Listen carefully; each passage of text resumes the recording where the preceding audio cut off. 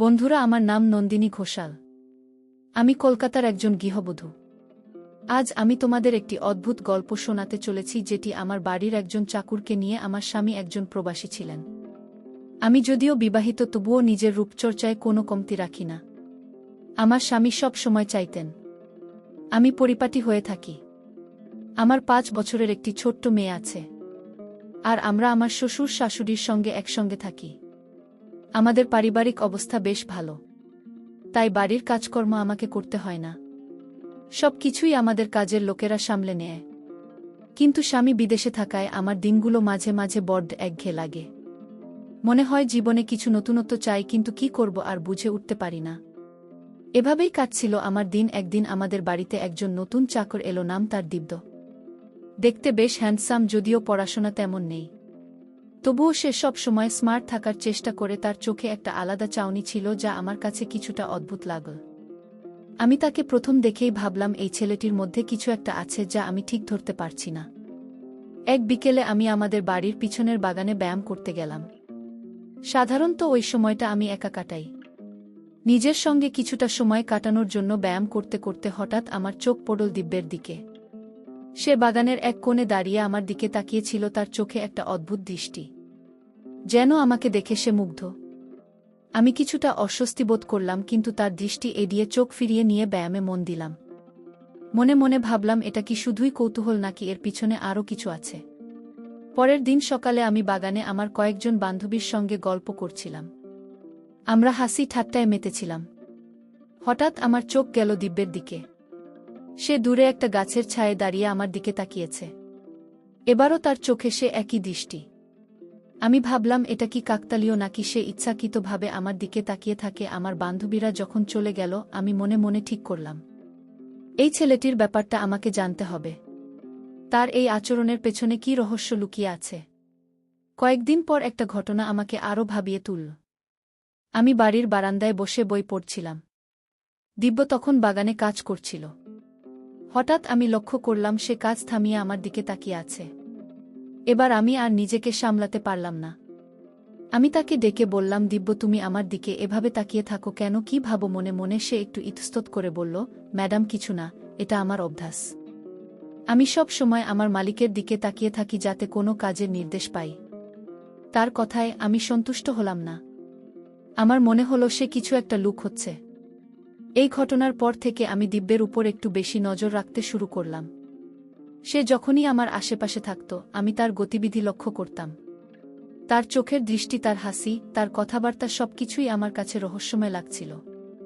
আমার মনে একটা অদ্ভুত অনুভূতি জন্ম নিল। সে কি সত্যিই শুধু একজন চাকর, নাকি তার পেছনে কোনো গোপন উদ্দেশ্য আছে? আমি ঠিক করলাম, এই রহস্য আমি ভেদ করব। কিন্তু দিন যত গড়াচ্ছিল, আমার মনের অস্থিরতা ততই বাড়ছিল। একদিন রাতে আমি বাড়ির ছাদে গিয়েছিলাম। রাতের নিষ্ঠুপ পরিবেশে আমি একা দাঁড়িয়ে আকাশের দিকে তাকিয়েছিলাম। হঠাৎ আমার পিছনে একটা মৃদু শব্দ হলো। ঘুরে দেখি দিব্য দাঁড়িয়ে আছে। সে বলল, ম্যাডাম, এত রাতে এখানে কি করছেন? বাড়ির সবাই তো ঘুমিয়ে পড়েছে। তার কথায় আমি একটু অবাক হলাম। তার গলায় একটা উদ্বেগের ছোঁয়া ছিল, যেন সে সত্যিই আমার জন্য চিন্তিত। আমি বললাম, কিছু না, শুধু একটু বাতাস খেতে এসেছি। কিন্তু তার চোখে সেই চেনা অদ্ভুত দৃষ্টি আবার ফিরে এল। সেই রাতে আমি ঘুমাতে গিয়েও ঘুম আসছিল না। দিব্যের এই আচরণ আমাকে বারবার ভাবাচ্ছিল, সে কি আমার প্রতি কোনো অসৎ উদ্দেশ্য লুকিয়ে রেখেছে, নাকি আমি বাড়াবাড়ি ভাবছি। আমার মন বলছিল, এই ছেলেটির পিছনে কিছু একটা আছে, যা আমাকে খুঁজে বের করতে হবে। পরের দিন থেকে আমি আরও সতর্ক হয়ে গেলাম। আমি জানতাম এই রহস্যের জট খুলতে সময় লাগবে। কিন্তু আমি প্রস্তুত ছিলাম। দিব্যের সেই রাতের কথাগুলো আমার মনে গেঁথে গিয়েছিল। তার চোখের দৃষ্টি, তার কথার মধ্যে লুকানো উদ্বেগ, সব কিছুই আমাকে অস্থির করে তুলছিল। আমি ঠিক করলাম, এই ছেলেটির ব্যাপারে আরও গভীরভাবে খোঁজ নিতে হবে। পরের দিন সকালে আমি বাড়ির কাজের লোকদের সঙ্গে কথা বললাম। আমি জানতে চাইলাম, দিব্য কবে থেকে এখানে কাজ করছে, তার আগের কাজের জায়গা কোথায় ছিল। কিন্তু কেউই তার সম্পর্কে তেমন কিছু বলতে পারল না। শুধু জানাল সে বেশ নিরীহ আর কাজের ছেলে। এই কথা আমার মনে আরও সন্দেহ জাগাল। বিকেলে আমি আমার মেয়ে মিমিকে নিয়ে বাগানে খেলতে গেলাম। মিমি তার ছোট্ট সাইকেল নিয়ে বাগানের পথে ঘুরছিল। আমি তার দিকে তাকিয়ে হাসছিলাম, কিন্তু আমার মন অন্য কোথাও। হঠাৎ আমি দেখলাম, দিব্য বাগানের অন্য প্রান্তে কাজ করছে। সে মাঝে মাঝে আমাদের দিকে তাকাচ্ছিল। তার চোখে কোনো অস্তভাব নেই।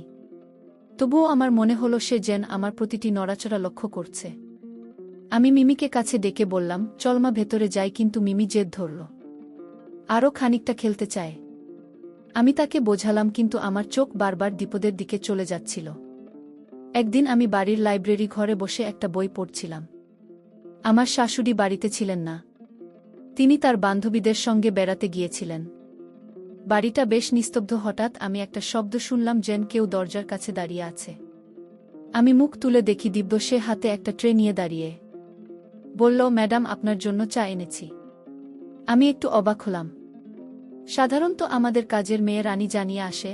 আমি জিজ্ঞেস করলাম, রানী কোথায়? সে শান্ত গলায় বলল, রানী আজ একটু অসুস্থ, তাই আমি এনেছি। তার কথায় কোনো খটকা লাগল না। তবু আমার মন বলছিল, এটা শুধুই কাকতালীয় নয়। চা খেতে খেতে আমি দিব্যদিকে তাকালাম। সে দরজার কাছে দাঁড়িয়েছিল, যেন আমার কোনো নির্দেশের অপেক্ষায়। আমি বললাম, দিব্য, তুমি বাড়ির কাজ ছাড়া আর কি করো? তোমার গ্রামে কে কে আছে? সে একটু হাসল। তারপর বলল, ম্যাডাম, আমার গ্রামে কেউ নেই। আমি একা এখানে কাজ করি, আর বাকি সময় বই পড়ি। বই পড়ার কথা শুনে আমি অবাক হলাম। একজন চাকরের কাছ থেকে এমন কথা আশা করিনি। আমি জিজ্ঞেস করলাম, কি বই পড়ো? সে বলল, গল্পের বই ম্যাডাম, রহস্যের গল্প ভালো লাগে। তার কথায় আমার মনে একটা অদ্ভুত অনুভূতি জাগল। পরের দিন আমি বাগানে হাঁটছিলাম। সন্ধ্যার আলো মিশে যাচ্ছিল আকাশে।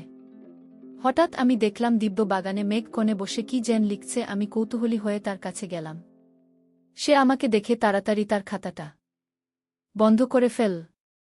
আমি জিজ্ঞেস করলাম, কি লিখছিলে দিব্য? সে একটু ইতস্তত করে বলল, কিছু না ম্যাডাম, শুধু কিছু চিন্তা লিখে রাখি। তার এই গোপনীয়তা আমার মনে আরও সন্দেহ জাগাল। সে কি সত্যিই কিছু লুকোচ্ছে, নাকি আমি বাড়িয়ে ভাবছি? এক রাতে আমি আমার ঘরে বসে মিমিকে গল্প শোনাচ্ছিলাম। মিমি হঠাৎ বলল, মা, দিব্যদা আমাকে আজ একটা ফুল দিয়েছে, বলেছে এটা তোমার জন্য। আমি অবাক হয়ে গেলাম। দিব্য আমার মেয়েকে ফুল দিয়েছে? আমি মিমিকে জিজ্ঞেস করলাম, কখন দিয়েছে? মিমি বলল, আজ বিকেলে বাগানে। আমার মনটা আবার অস্থির হয়ে উঠল। এটা কি তার আমার প্রতি মনোযোগ আকর্ষণের একটা উপায়, নাকি সে সত্যিই নিরীহ? আমি মিমিকে বললাম, ঠিক আছে মা, তুমি এখন ঘুমাও। কিন্তু আমার মনের ভেতর ঝড় উঠল। পরের দিন আমি দিব্যকে ডেকে পাঠালাম। আমি তাকে সরাসরি বললাম, দিব্য, তুমি মিমিকে ফুল দিয়েছ কেন? তুমি কি আমাদের পরিবারের প্রতি বেশি মনোযোগ দিচ্ছ না? সে শান্তভাবে বলল, ম্যাডাম, আমি শুধু মিমি বাবুকে খুশি করতে চেয়েছিলাম। ও বাগানে খেলছিল, তাই একটা ফুল দিয়েছি, কোনো খারাপ উদ্দেশ্য নেই। তার কথায় সততা ছিল, তবুও আমার মন সায় দেয়নি। আমি ভাবলাম, এই ছেলেটির প্রতিটি পদক্ষেপ আমাকে লক্ষ্য করতে হবে। সেই রাতে আমি ঘুমাতে পারিনি। আমার মনে হচ্ছিল দিব্যের এইসব আচরণের পিছনে কিছু একটা আছে। তার হাসি, তার কথা, তার দৃষ্টি, সবকিছুই যেন আমাকে একটা রহস্যের দিকে টেনে নিয়ে যাচ্ছে। আমি ঠিক করলাম, এই রহস্য আমি ভেদ করবই। কিন্তু কিভাবে? আমার মন বলছিল, দিব্যের সঙ্গে আরও কথা বলতে হবে, তাকে আরও কাছ থেকে বোঝার চেষ্টা করতে হবে। দিব্যের কথাগুলো আমার মন থেকে যেন কিছুতেই যাচ্ছিল না। তার নিরীহ কথাবার্তা, তার হাসি, তার দৃষ্টি, সব কিছুই আমাকে ক্রমশ সন্দেহের গভীরে টেনে নিয়ে যাচ্ছিল। আমি ঠিক করলাম তাকে আরও কাছ থেকে পর্যবেক্ষণ করব। পরের দিন সকালে আমি বাড়ির কাজের লোকদের সঙ্গে কথা বলে জানলাম, দিব্য সাধারণত বাগানের কাজ আর বাড়ির ছোটখাটো কাজকর্মই করে, কিন্তু তার সম্পর্কে কেউ বেশি কিছু জানে না। এই অজানা তথ্য আমার মনে আরও প্রশ্ন তুলল। সে কি ইচ্ছাকৃতভাবে নিজেকে গোপন রাখছে? একদিন দুপুরে আমি আমার শাশুড়ির সঙ্গে বসে গল্প করছিলাম। তিনি বাড়ির পুরনো দিনের কথা বলছিলেন। আমি হঠাৎ জিজ্ঞেস করলাম, মা, দিব্যকে কে নিযোগ করেছিল? শাশুড়ি একটু হেসে বললেন, ওকে তো তোমার শ্বশুরই নিযোগ করেছেন। বললেন, ছেলেটা নাকি খুব পরিশ্রমী, তাছাড়া ওর মুখে একটা সরলতা আছে। আমি শাশুড়ির কথা শুনে কিছুটা অবাক হলাম। তিনি কি আমার মতো দিব্যি বৃষ্টিতে কিছু লক্ষ্য করেননি? আমি আর কথা বাড়ালাম না, কিন্তু মনে মনে ঠিক করলাম আরও খোঁজ নিতে হবে। বিকেলে আমি বাগানে গেলাম। আমার মেয়ে মিমি স্কুল থেকে ফিরে ঘুমাচ্ছিল, তাই আমি একা হাঁটছিলাম। হঠাৎ দেখলাম দিব্য বাগানের এক কোণে গাছের গোড়ায় পানি দিচ্ছে। আমি তার দিকে এগিয়ে গেলাম। আমার পায়ের শব্দে সে মুখ তুলে তাকাল, তার চোখে সেই চেনা দৃষ্টি। আমি বললাম, দিব্য, তুমি বাগানে এত মনোযোগ দিয়ে কাজ করো, তাই না? সে হেসে বলল, ম্যাডাম, গাছের যত্ন নিতে আমার ভালো লাগে। এগুলো আমার কাছে শুধু গাছ নয়, যেন জীবন্ত কিছু। তার কথায় একটা আলাদা গভীরতা ছিল, যা আমাকে ভাবিয়ে তুলল। পরের দিন আমি বাড়ির ছাদে গিয়েছিলাম। সন্ধ্যের সময় ছাদটা আমার কাছে শান্তির জায়গা। আমি সেখানে বসে আকাশের দিকে তাকিয়েছিলাম। হঠাৎ দেখলাম দিব্য ছাদের এক কোণে দাঁড়িয়ে কি যেন দেখছে। আমি তাকে ডেকে বললাম, দিব্য তুমি এখানে কি করছো? সে একটু চমকে গিয়ে বলল, ম্যাডাম আমি ছাদে পানি ট্যাঙ্ক চেক করতে এসেছি। কাল থেকে পানি কম আসছে। তার কথা যুক্তিযুক্ত মনে হলো, কিন্তু তার চোখে সেই অদ্ভুত দৃষ্টি আবার ফিরে এল। আমি বললাম, ঠিক আছে দেখে নাও। কিন্তু আমার মন বলছিল এটা শুধু অজুহাত। একদিন সকালে আমি বাড়ির পিছনের বাগানে গিয়েছিলাম। আমি লক্ষ্য করলাম দিব্য একটা পুরনো ডায়েরিতে কি যেন লিখছে। আমি কৌতূহলী হয়ে তার কাছে গেলাম। সে আমাকে দেখে তাড়াতাড়ি ডায়েরিতে বন্ধ করল। আমি হেসে বললাম, কি লিখছ দিব্য? কোনো গল্প? সে একটু লাজুক হাসি দিয়ে বলল, ম্যাডাম শুধু কিছু চিন্তাভাবনা। আমার অভ্যেস মাঝে মাঝে লিখে রাখি। আমি আর কথা বাড়ালাম না, কিন্তু তারে গোপনীয়তা আমার মনে আরও সন্দেহ জাগাল। সে কি সত্যিই কিছু লুকোচ্ছে? এক বিকেলে আমি আমার বান্ধবী হোসাকে বাড়িতে ডেকেছিলাম। আমরা বাগানে বসে গল্প করছিলাম। হোসা হঠাৎ বলল, নন্দিনী তোমার বাড়ির এই নতুন চাকরটাকে দেখে মনে হয় সে খুব শান্ত, কিন্তু তার চোখে কি যেন একটা আছে। তুই কি কিছু লক্ষ্য করেছিস? আমি অবাক হলাম। হুসাও কি আমার মতো কিছু টের পেয়েছে? আমি বললাম, হ্যাঁ আমিও ওর দিকে লক্ষ্য করেছি, কিন্তু ঠিক বুঝতে পারছি না। হুসা হেসে বলল, তুই বেশি ভাবিস। হয়তো ছেলেটা শুধু একটু কৌতূহলী, কিন্তু আমার মন মানল না। এক রাতে আমি আমার ঘরে বসে জানালা দিয়ে বাগানের দিকে তাকিয়েছিলাম। হঠাৎ দেখলাম দিব্য বাগানের এক কোণে দাঁড়িয়ে আছে, তার হাতে একটা টর্চ, আর সে যেন কিছু খুঁজছে। আমি জানালা থেকে সরে গেলাম, কিন্তু আমার মনের অস্থিরতা বাড়ল। এত রাতে সে বাগানে কি করছে? আমি ঠিক করলাম পরের দিন তাকে এই নিয়ে জিজ্ঞেস করব। আমার মনে হচ্ছিল দিব্যের এইসব আচরণের পিছনে কোনো গোপন রহস্য আছে। সেই রাতে আমি ঘুমাতে গিয়েও ঘুম আসছিল না। আমার মনে হচ্ছিল দিব্যের প্রতিটি কাজ, প্রতিটি দৃষ্টি আমাকে কিছু বলতে চাইছে, কিন্তু সেটা কি? আমি ঠিক করলাম তাকে আরও কাছ থেকে বোঝার চেষ্টা করব। আমার মন বলছিল এই রহস্যের জট খুলতে আরও সময় লাগবে। দিব্যের রাতের বাগানে টর্চ হাতে ঘোরাঘরের ঘটনাটা আমার মন থেকে যাচ্ছিল না। আমি ঠিক করলাম তাকে সরাসরি জিজ্ঞেস করব। পরের দিন সকালে আমি তাকে বাগানে ডেকে পাঠালাম। সে এল, তার মুখে সেই চেনা শান্ত হাসি। আমি সরাসরি বললাম, দিব্য তুমি গত রাতে বাগানে কি করছিলে? টর্চ হাতে কি খুঁজছিলে? সে একটু থতমত খেয়ে বলল, ম্যাডাম আমি শুধু বাগানের গাছগুলো দেখছিলাম। রাতে কিছু পোকা গাছের ক্ষতি করে, তাই চেক করছিলাম। তার কথা যুক্তিযুক্ত মনে হলেও আমার মন বলছিল এটা পুরো সত্য নয়। দুপুরে আমি আমার মেয়ে মিমিকে নিয়ে বাড়ির পিছনের বাগানে গেলাম। মিমি তার ছোট্ট বেলুন নিয়ে খেলছিল। আমি তাকে দেখছিলাম, কিন্তু আমার চোখ বারবার দিব্যের দিকে চলে যাচ্ছিল। সে বাগানের এক কোণে কাজ করছিল, কিন্তু মাঝে মাঝে আমাদের দিকে তাকাচ্ছিল। তার দৃষ্টিতে একটা অদ্ভুত মায়া ছিল, যেন সে আমাদের খেয়াল রাখছে। আমি মিমিকে বললাম, মা তুমি এখানে খেলো, আমি একটু বাগানে হাঁটি। কিন্তু আমার মনের অস্থিরতা কম ছিল না। দিব্যের এই আচরণ আমাকে ক্রমশ ভাবিয়ে তুলছিল। একদিন বিকেলে আমি বাড়ির বারান্দায় বসে চা খাচ্ছিলাম।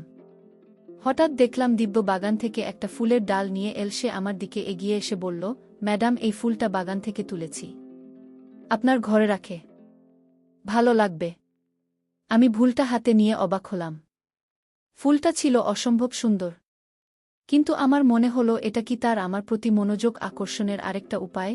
আমি হেসে বললাম, ধন্যবাদ দিব্য, তুমি বেশ যত্ন নিয়ে বাগান করো। সে শুধু মাথা নাড়ল, কিন্তু তার চোখে সেই চেনা দৃষ্টি। পরের দিন আমি আমার শ্বশুরের সঙ্গে কথা বললাম। আমি তাকে জিজ্ঞেস করলাম, বাবা দিব্যকে আপনি কোথা থেকে পেলেন? তার সম্পর্কে কিছু জানেন? শ্বশুর বললেন, নন্দিনী ছেলেটা আমার এক পরিচিতের মাধ্যমে এসেছে, ওর কোনো পরিবার নেই, তাই আমি ভাবলাম ওকে কাজ দেব, ও খুব পরিশ্রমী। শ্বশুরের কথায় কোনো সন্দেহের ছায়া ছিল না, কিন্তু আমার মন বলছিল দিব্যের পিছনে কিছু একটা আছে যে আমরা জানি না। আমি ঠিক করলাম আরও গভীরে খোঁজ নিতে হবে। এক রাতে আমি আমার ঘরে বসে একটা পুরনো ছবির অ্যালবাম দেখছিলাম। হঠাৎ দরজায় একটা শব্দ হলো। আমি দরজা খুলে দেখি দিব্য। সে বলল, ম্যাডাম আপনার জন্য এক গ্লাস দুধ এনেছি, মিমি বাবুর জন্য একটা আছে। আমি অবাক হলাম। সাধারণত রানী এই কাজ করে। আমি জিজ্ঞেস করলাম, রানী কোথায়? সে বলল, ম্যাডাম রানী আজ একটু তাড়াতাড়ি চলে গেছে। আমি দুধের গ্লাস নিলাম, কিন্তু আমার মনের সন্দেহ আরও গাঢ় হলো। সে কি ইচ্ছাকৃতভাবে আমার কাছে আসছে? পরের দিন সকালে আমি বাগানে গেলাম।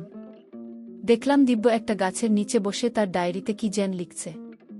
আমি কাছে গিয়ে বললাম, দিব্য তুমি সব সময় এই ডায়েরিতে কি লেখো? সে একটু হেসে বলল, ম্যাডাম, আমার জীবনে ছোটখাটো কথা, কখনো কখনো গল্প লিখি।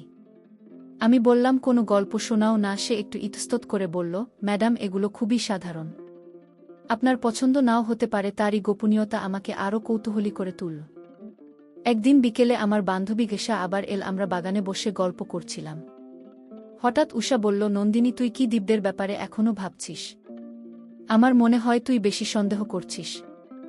আমি বললাম, গেসা, আমার মনে হয় ওর পিছনে কিছু একটা আছে। ওর আচরণ, ওর দৃষ্টি, সবকিছু আমাকে ভাবায়। উষা হেসে বলল, তুই হয়তো বেশি রহস্য দেখছিস। কিন্তু আমি জানতাম আমার সন্দেহ অমূলক নয়। সেই রাতে আমি জানালা দিয়ে বাগানের দিকে তাকিয়েছিলাম। হঠাৎ দেখলাম দিব্য আবার বাগানে, তার হাতে সেই টর্চ, আর সে যেন কিছু খুঁজছে। আমি দ্রুত জানালা বন্ধ করে দিলাম। আমার মন বলছিল, এই ছেলেটির রহস্য আমাকে খুঁজি বের করতেই হবে। আমি ঠিক করলাম পরের দিন তাকে আরও কাছ থেকে পর্যবেক্ষণ করব। দিব্যের বাগানে রাতের ঘোরাঘুরি আমার মনে একটা অদ্ভুত অস্থিরতা তৈরি করেছিল। আমি ঠিক করলাম তাকে আরও কাছ থেকে পর্যবেক্ষণ করতে হবে। পরের দিন সকালে আমি তাকে বাগানে দেখলাম। সে একটা গাছের গোড়ায় মাটি খুঁড়ছিল। আমি কৌতূহলী হয়ে কাছে গেলাম। তাকে জিজ্ঞেস করলাম, দিব্য, তুমি এখানে কি করছো? সে শান্ত গলায় বলল, ম্যাডাম, এই গাছটা একটু দুর্বল হয়ে গেছে। মাটি একটু ঢিলে করে নতুন করে সার দিচ্ছি। তার কথায় কোনো খটকা লাগল না, কিন্তু তার চোখে সেই অদ্ভুত দৃষ্টি আমাকে আবার ভাবিয়ে তুলল। দুপুরে আমি আমার মেয়ে মিমিকে নিয়ে বাড়ির লাইব্রেরি ঘরে গল্পের বই পড়তে বসলাম। মিমি হঠাৎ বলল, মা, দিব্যদা আমাকে বলেছে বাগানে একটা নতুন ফুলের গাছ লাগিয়েছে। আমি দেখতে যাব।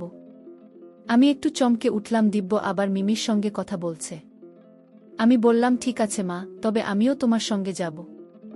আমরা বাগানে গেলাম। দিব্য সেখানে ছিল। একটা ছোট ফুলের গাছ দেখিয়ে মিমিকে বলল, মিমিবাবু, এই গাছটা তোমার জন্য লাগিয়েছি। মিমি খুশি হয়ে হাসল, কিন্তু আমার মনে সন্দেহ আরও গাঢ় হল। বিকেলে আমি আমার শাশুড়ির সঙ্গে বসে চা খাচ্ছিলাম। আমি তাকে বললাম, মা, দিব্যি কি বাড়ির সব কাজে এত মনোযোগ দেয়া? শাশুড়ি হেসে বললেন, হ্যাঁ নন্দিনী, ছেলেটা খুব যত্নশীল। বাগানের গাছগুলো ওর হাতে যেন জীবন ফিরে পায়। আমি মাথা নাড়লাম, কিন্তু আমার মন বলছিল, দিব্যের এই যত্নের পিছনে কিছু একটা লুকিয়ে আছে। আমি ঠিক করলাম তার ডায়েরিটা একবার দেখতে হবে। সে যে সবসময় কিছু লিখে, তা আমার কাছে রহস্যময় মনে হচ্ছিল। একদিন সন্ধ্যায় আমি বাগানে হাঁটছিলাম। হঠাৎ দেখলাম দিব্য তার কুডে ঘরের সামনে বসে আছে, তার হাতে সেই ডায়েরি। আমি কাছে গিয়ে বললাম, দিব্য, তুমি কি সবসময় ডায়েরিতে লিখো? সে একটু হেসে বলল, ম্যাডাম, এটা আমার মনের কথা রাখার জায়গা। কখনো কখনো বাগানের কথাও লিখি। আমি বললাম, কোনো একটা লেখা শোনাও। সেই দোস্ত করে বলল, ম্যাডাম, এগুলো খুবই সাধারণ, আপনার ভালো নাও লাগতে পারে। তার এই গোপনীয়তা আমার সন্দেহকে আরও বাড়িয়ে দিল। পরের দিন আমি বাড়ির ছাদে গিয়েছিলাম। সন্ধ্যার আলো ফুটে আসছিল। হঠাৎ দেখলাম দিব্য ছাদের এক কোণে দাঁড়িয়ে আছে। সে আমাকে দেখে বলল, ম্যাডাম, আপনি এত রাতে ছাদে সাবধানী থাকবেন, এখানে আলো কম। তার কথায় একটা উদ্বেগ ছিল, যেন সে আমার জন্য চিন্তিত। কি বললাম, ধন্যবাদ দিব্য, তুমি এখানে কি করছো? সে বলল, ছাদের পানির ট্যাঙ্কার আবার চেক করতে এসেছি। আমি মাথা নাড়লাম, কিন্তু আমার মন বলছিল, এটা শুধু অজুহাত। এক রাতে আমি আমার ঘরে বসে জানালা দিয়ে বাগানের দিকে তাকিয়েছিলাম। হঠাৎ দেখলাম দিব্য আবার বাগানে টর্চ হাতে ঘুরছে। এবার আমি আর থাকতে পারলাম না। আমি দ্রুত বাগানে গেলাম। তাকে দেখে বললাম, দিব্য, তুমি প্রতি রাতে এভাবে বাগানে কি করো? সে একটু চমকে গিয়ে বলল, ম্যাডাম, আমি শুধু বাগানের গাছগুলো দেখি। কিছু পোকা রাতে গাছের ক্ষতি করে। তার কথা শুনে আমি কিছুটা শান্ত হলাম, কিন্তু আমার মনের সন্দেহ কমল না। পরের দিন আমি আমার বান্ধবী গোসাকে ফোন করলাম। তাকে বললাম, উষা, আমার মনে হয় দিব্যের পিছনে কিছু একটা আছে। ওর আচরণ আমাকে ভাবায়। উষা বলল, নন্দিনী, তুই হয়তো বেশি ভাবছিস, তবে তুই চাইলে ওর সঙ্গে আরও কথা বলে দেখ। আমি ঠিক করলাম দিব্যের সঙ্গে আরও খোলামেলা কথা বলবো। আমি জানতে চাই তার এই আচরণের পেছনে আসল রহস্য কি। সেই রাতে আমি ঘুমাতে পারিনি। দিব্যের প্রতিটি কথা, প্রতিটি দৃষ্টি আমার মনে ঘুরপাকার ছিল। আমি ভাবছিলাম, সে কি সত্যিই নিরীহ, নাকি তার পেছনে কোনো গোপন উদ্দেশ্য আছে। আমি ঠিক করলাম তার ডায়েরিটা একবার দেখার চেষ্টা করব। দিব্যি ডায়েরির প্রতি আমার কৌতূহল ক্রমশ বাড়ছিল। তার রাতের বাগানে ঘোরাঘুরি, তার অদ্ভুত দৃষ্টি, আর তার গোপনীয়তা আমাকে আরও সন্দিহান করে তুলছিল। আমি ঠিক করলাম তার ডায়েরিটা একবার দেখতেই হবে। পরের দিন সকালে আমি দেখলাম দিব্য বাগানে কাজ করছে, তার কুডে ঘরের দরজা খোলা। আমি ভাবলাম এটাই সুযোগ। আমি চুপচাপ তার ঘরের কাছে গেলাম। ডায়েরিটা একটা ছোট টেবিল এর উপর রাখা ছিল। আমি দ্রুত এদিক ওদিক তাকিয়ে ডায়েরিটা হাতে নিলাম। কিন্তু তখনই দিব্যের পায়ের শব্দ শুনলাম। আমি তাড়াতাড়ি ডায়েরিটা রেখে সরে গেলাম। দুপুরে আমি মিমিকে নিয়ে বাগানে খেলছিলাম। মিমি হঠাৎ বলল, মা, দিব্যদা আমাকে বলেছে বাগানে একটা পাখি এসেছিল, সে আমাকে দেখাতে চায়। আমি একটু অবাক হলাম। দিব্যাব আবার মিমির সঙ্গে কথা বলছি। আমি বললাম, ঠিক আছে মা, চলো দেখি। আমরা বাগানের এক কোণে গেলাম, যেখানে দিব্য একটা গাছের দিকে তাকিয়েছিল। সে আমাদের দেখে হেসে বলল, মিমিবাবু দেখো, ওই গাছের ডালে একটা রঙিন পাখি। মিমি খুশিতে চিৎকার করে উঠল। আমি তার হাসি দেখে মুগ্ধ হলাম। কিন্তু দিব্যের এই আচরণ আমার মনে সন্দেহ আরও বাড়িয়ে দিল। বিকেলে আমি আমার শাশুড়ির সঙ্গে বসে গল্প করছিলাম। আমি তাকে বললাম, মা, দিব্যি সব সময় বাগানে এত সময় কাটায়? শাশুড়ি বললেন, হ্যাঁ, নন্দিনী ছেলেটা বাগানের প্রতি খুব যত্নশীল, ওর হাতে গাছগুলো এনে হাসে।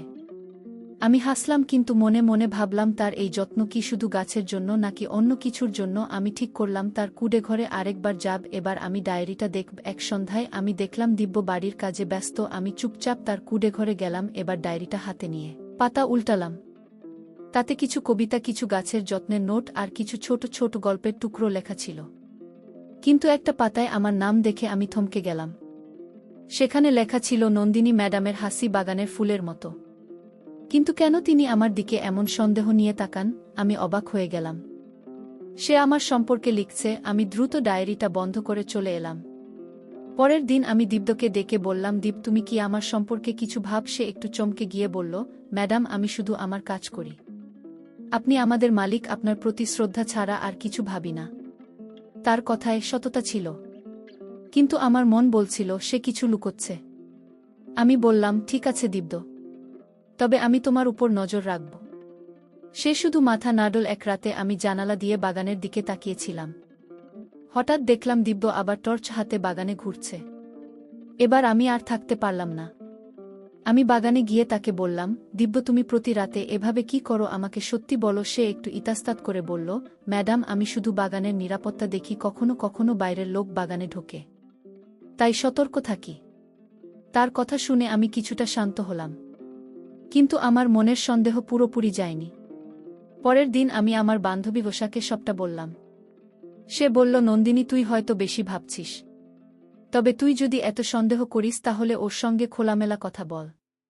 আমিও লসার কথায় সায় দিলাম। আমি ঠিক করলাম দিব্যের সঙ্গে আরও সরাসরি কথা বলবো। তার এই রহস্যময় আচরণের পিছনে কি আছে আমাকে জানতেই হবে। সেই রাতে আমি ঘুমাতে পারিনি। দিব্যে ডায়েরির কথা, তার রাতের ঘোরাঘুরি, তার দৃষ্টি, সবকিছু আমার মনে ঘুরছিল। আমি ভাবছিলাম সে কি সত্যিই নিরীহ নাকি তার পিছনে কোনো গোপন উদ্দেশ্য আছে। আমি ঠিক করলাম তার সঙ্গে আরও কথা বলে রহস্যের জট খুলব। দিব্যের রহস্যময় আচরণ আমার মনকে ক্রমশ অস্থির করে তুলছিল।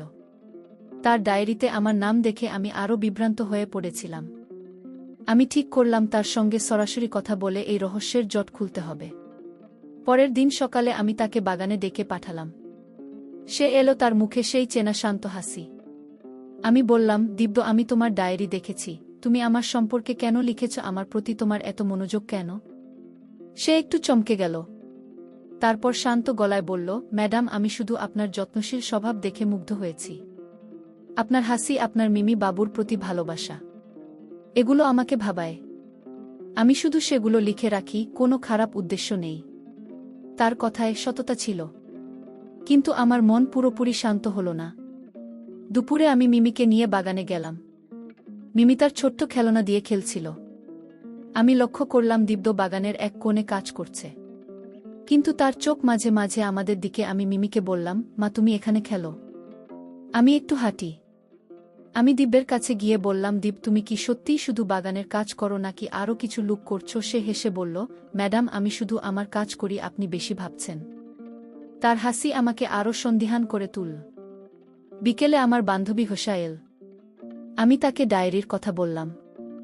উষা বলল, নন্দিনী, তুই হয়তো বেশি সন্দেহ করছিস। ছেলেটা হয়তো সত্যিই তোর স্বভাবে মুগ্ধ। তবে তুই চাইলে ওর সঙ্গে আরও খোলামেলা কথা বলে। এক সন্ধ্যায় আমি বাগানে হাঁটছিলাম। হঠাৎ দেখলাম দিব্য তার কুডে ঘরের সামনে বসে আছে, তার হাতে সেই ডায়েরি। আমি কাছে গিয়ে বললাম, দিব্য তুমি সত্যি কি লিখো এই ডায়েরিতে, আমাকে একটু শোনাও। সে একটু ইতস্তত করে বলল, ম্যাডাম এগুলো আমার ব্যক্তিগত চিন্তা। তবে আপনি যদি চান আমি একটা কবিতা শোনাতে পারি। সে একটা ছোট কবিতা পড়ল যেখানে বাগানের ফুল আর প্রকৃতির কথা ছিল। তার কথায় একটা আলাদা গভীরতা ছিল যা আমাকে মুগ্ধ করল। কিন্তু আমার মনের সন্দেহ পুরোপুরি যায়নি। পরের দিন আমি আমার শ্বশুরের সঙ্গে কথা বললাম। আমি বললাম, বাবা দিব্য কি কখনো কিছু অদ্ভুত আচরণ করেছে? শ্বশুর বললেন, নন্দিনী ছেলেটা খুব নিরীহ। তবে ও একটু একা থাকতে পছন্দ করে, হয়তো ওর জীবনে কিছু কষ্ট আছে, তাই ও এমন। শ্বশুরের কথায় আমি ভাবতে শুরু করলাম, দিব্যের জীবনে কি এমন কষ্ট থাকতে পারে যা তাকে এমন রহস্যময় করে তুলেছে? এক রাতে আমি জানালা দিয়ে বাগানের দিকে তাকিয়েছিলাম। হঠাৎ দেখলাম দিব্য আবার টর্চ হাতে বাগানে ঘুরছে। এবার আমি আর থাকতে পারলাম না। আমি বাগানে গিয়ে তাকে বললাম, দিব্য তুমি প্রতি রাতে এভাবে কি করো, আমাকে সত্যি বলো। সে একটু থতমত খেয়ে বলল, ম্যাডাম আমি শুধু বাগানের নিরাপত্তা দেখি, কখনো কখনো অদ্ভুত শব্দ শুনি তাই চেক করি। তার কথা শুনে আমি কিছুটা শান্ত হলাম, কিন্তু আমার মন বলছিল এটা পুরো সত্য নয়। পরের দিন আমি উষাকে ফোন করে বললাম, উষা আমি দিব্যের ডায়েরি দেখেছি, ও আমার সম্পর্কে লিখেছে। আমি বুঝতে পারছি না ওর উদ্দেশ্য কি। ঈশা বলল, নন্দিনী তুই হয়তো বেশি ভাবছিস, তবে তুই যদি এত চিন্তিত তাহলে ওর সঙ্গে আরও খোলামেলা কথা বল। আমি ঠিক করলাম দিব্যের সঙ্গে সরাসরি কথা বলে তার মনের কথা জান।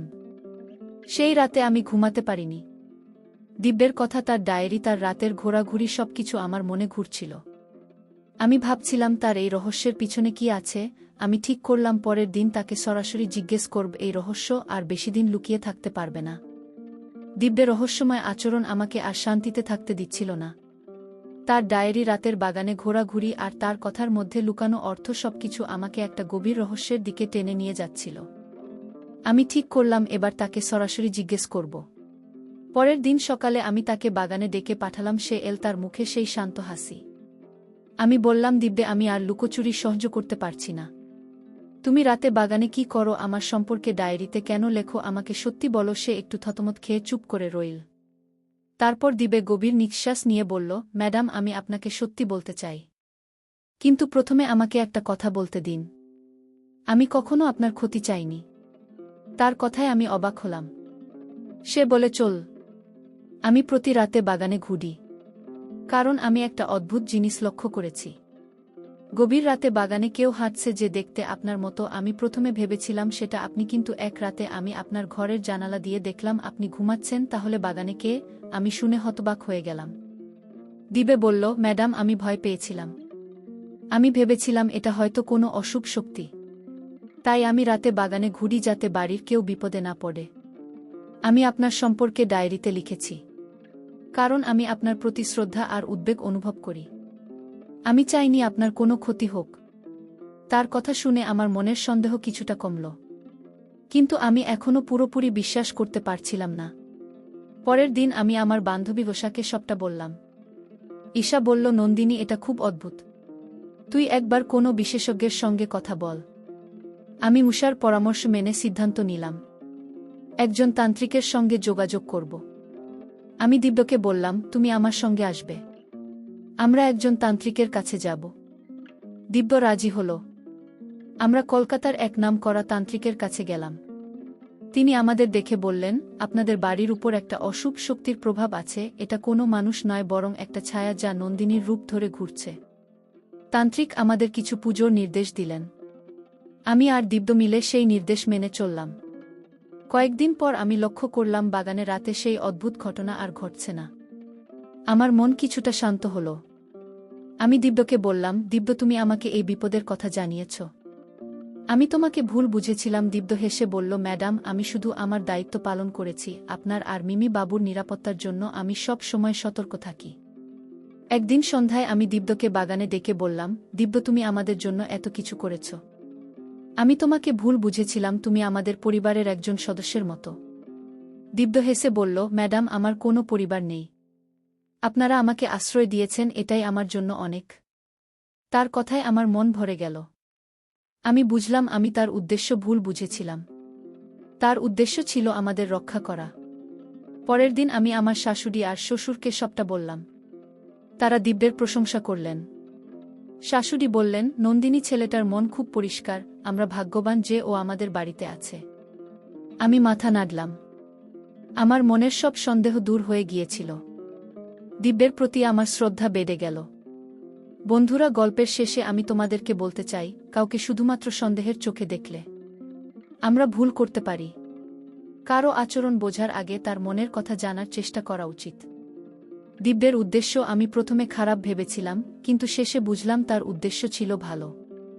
আমাদের জীবনে এমন অনেক মানুষ আছে যাদের আমরা ভুল বুঝি, তাদের প্রতি একটু ধৈর্য আর বিশ্বাস রাখলে আমরা তাদের আসল রূপ দেখতে পারি।